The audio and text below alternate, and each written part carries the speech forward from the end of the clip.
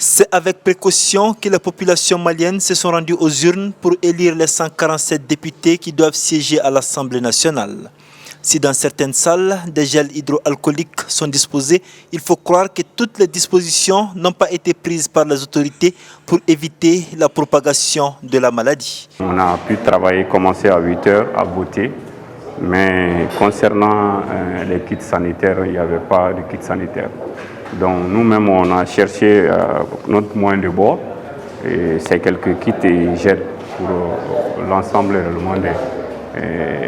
des membres du bureau.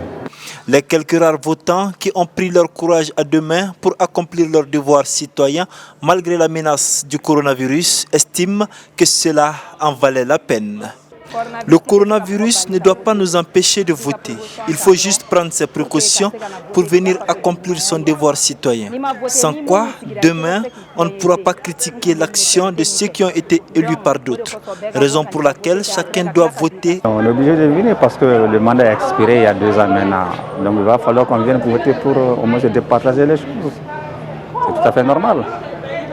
Regroupée au sein d'une synergie, la société civile, avec ses plus de 1000 observateurs déployés sur l'ensemble du territoire, note avec satisfaction l'opérationnalisation des bureaux de vote. Nous avons constaté que dans plus de 90% des cas, les bureaux de vote que la synergie a couverts ont ouvert à 8 heures.